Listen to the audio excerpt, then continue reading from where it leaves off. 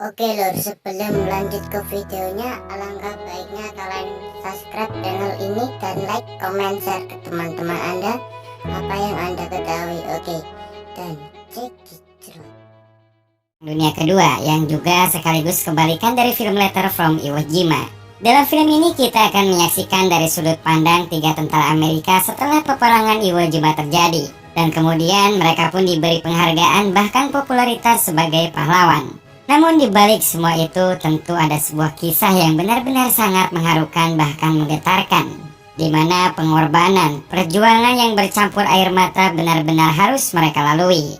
Lantas bagaimanakah kisah sebenarnya yang mereka alami selama perang terjadi?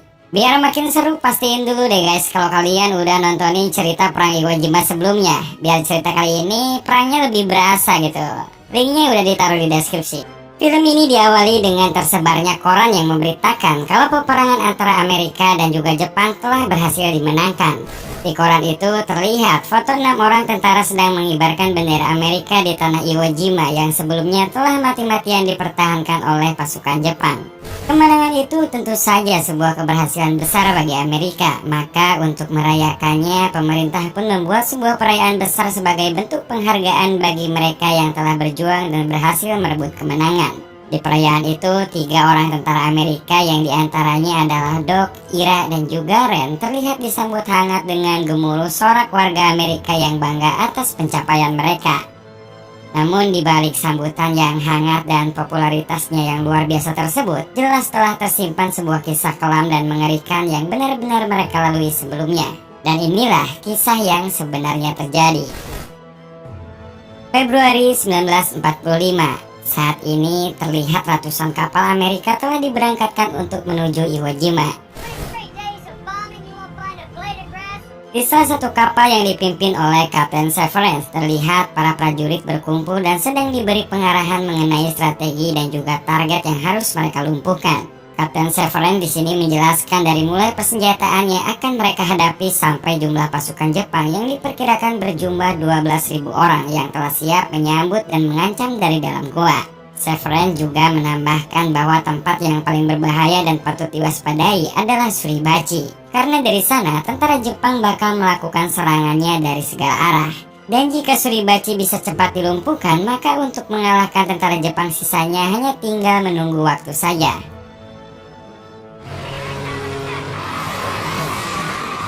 Tidak lama setelah itu terlihat pesawat pengebom melintas. Mereka akan lebih dulu pergi ke Iwo Jima untuk melancarkan serangan pertama.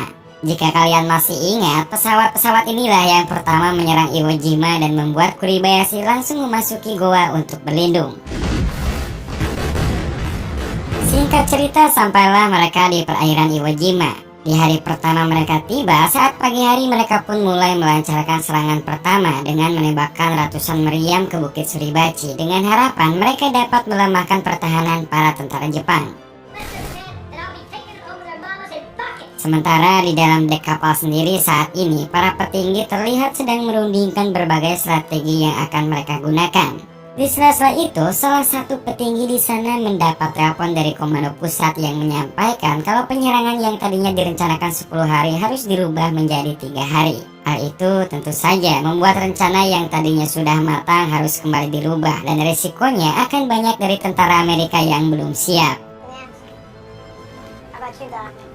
Malam harinya para tentara pun terlihat menghabiskan waktu bersama. Michael selaku pemimpin divisi 5 mengingatkan Doc agar ia lebih berhati-hati agar menyembunyikan tas medisnya supaya tidak terlihat oleh sniper Jepang. Dan kalau kita bandingkan, ya memang benar guys, Jepang dengan pasukannya yang kalah jumlah, mereka pun lebih memprioritaskan untuk melumpuhkan tentara-tentara medis Amerika. Di sisi lain, Ira malah lebih mengkhawatirkan tentang kejamnya pasukan Jepang, dan hal itu ia tunjukkan kepada teman-temannya lewat sebuah foto. Di foto itu terlihat bagaimana prajurit Jepang menyiksa bahkan sampai memenggal kepala tahanannya.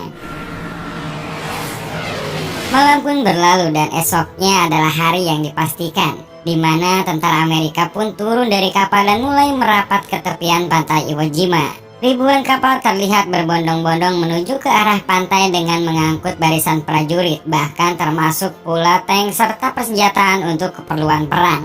Sebuah pemandangan mengerikan ketika emosi dan semangat juang, rasa takut pun semua bercampur aduk di tepian pantai itu.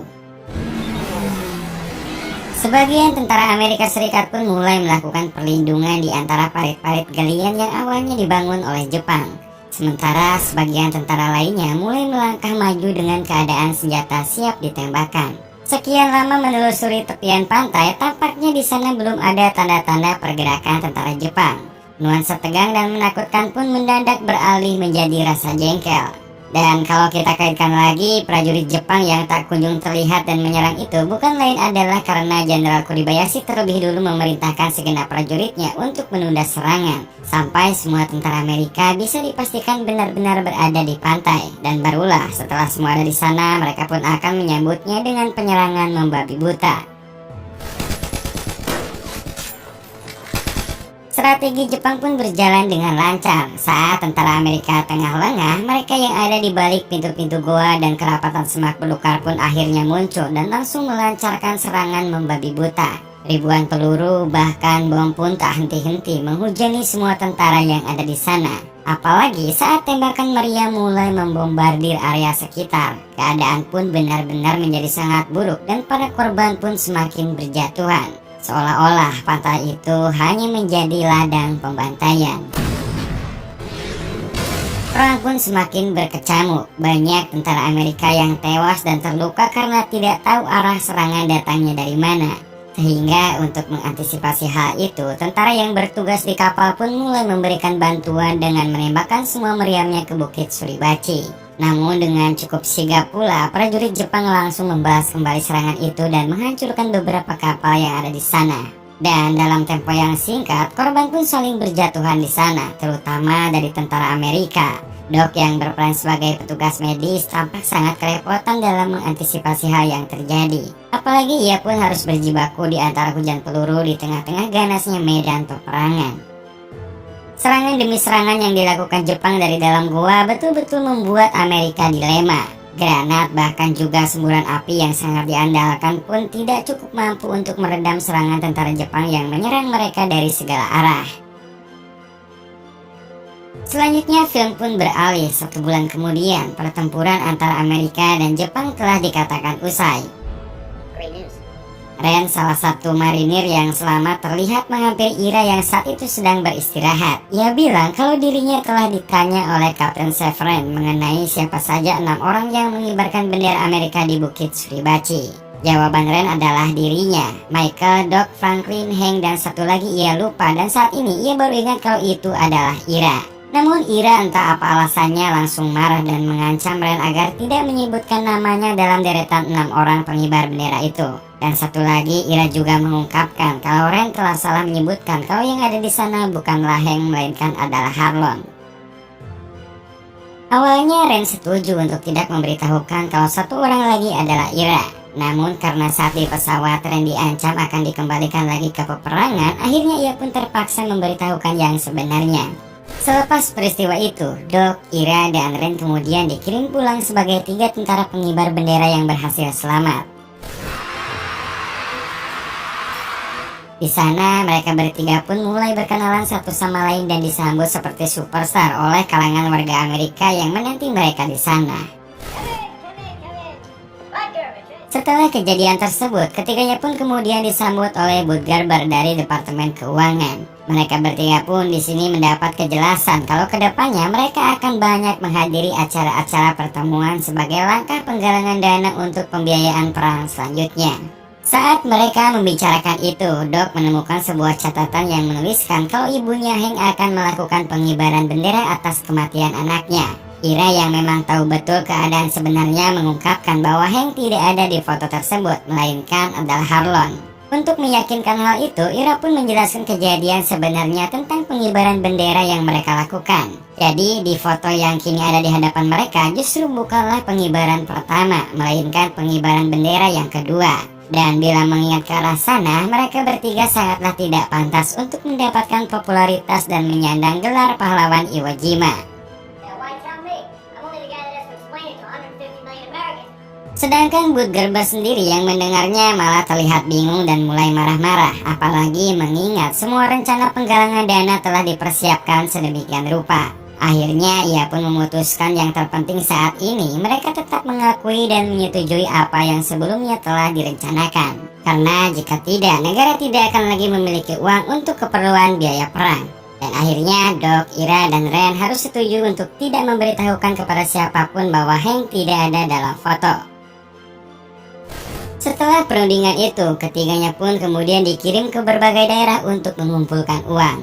Di sana mereka disambut dengan meriah, bahkan patung mereka terlihat berdiri kokoh di hadapan ratusan warga Amerika.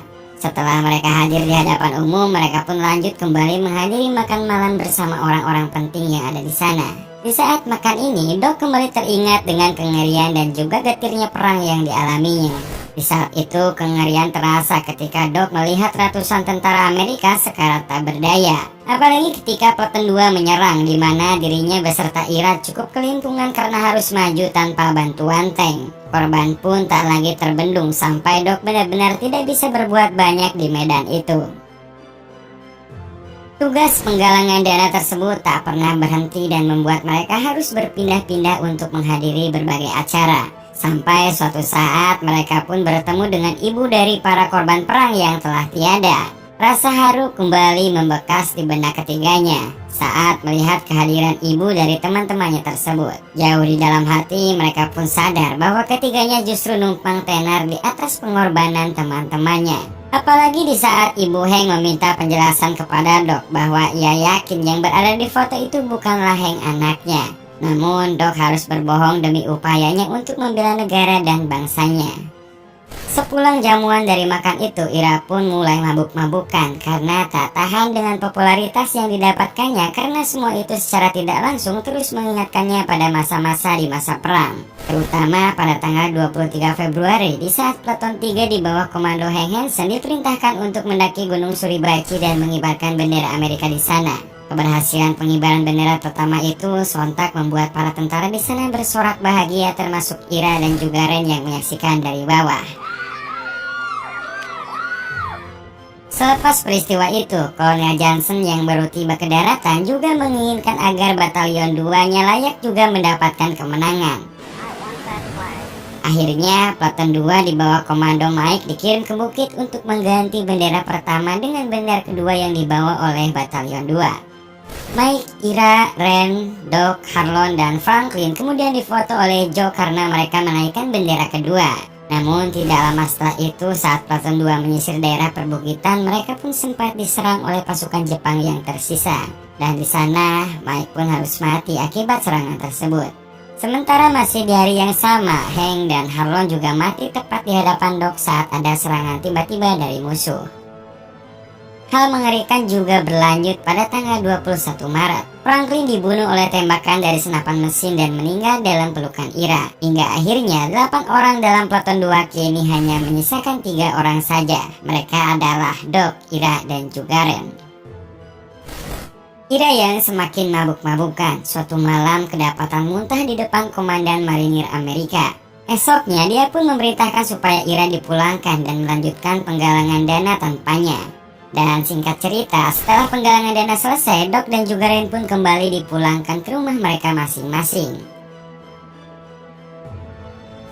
Selanjutnya, Ira pun masih tetap menjadi seorang pemabuk dan hidup sederhana di tempat tinggalnya. Namun biarpun begitu, ia sepertinya tidak pernah bisa melarikan diri dari kenyataan pahitnya perang. Dan suatu hari ia menyempatkan diri untuk menemui keluarga Harlon Block. Di sana ia pun mengatakan yang sebenarnya kalau Harlon memang ada di foto itu. Dengan kebenaran yang telah diungkapkannya, ia berharap keluarga Harlon bisa bangga mendengar anaknya menjadi salah satu pahlawan terpenting di masanya. Tepat pada tahun 54, mereka pun kembali bertemu untuk terakhir kalinya. Dan pada tahun 55, Ira ditemukan meninggal di belakang rumah tempat tinggalnya. Sementara Ren mencoba peruntungan di karir bisnis, namun pada akhirnya ia malah menghabiskan sisa hidupnya sebagai petugas kebersihan. Di sisi lain, Doc ternyata cukup berhasil. Dia mampu membeli rumah duka dan menjalankan itu selama sisa hidupnya. Sampai pada tahun 94, di ranjang kematiannya, ia pun menceritakan kisahnya kepada putranya yaitu James. Jika kita teliti dari film Letter from Iwo Jima dan film ini, tentunya kita akan menyadari jauh di setiap hati mereka, perang bukanlah hanya sebatas kemenangan, kekalahan, membunuh atau dibunuh. Di dasar hati mereka, peperangan hanyalah menyisakan duka dan mimpi buruk.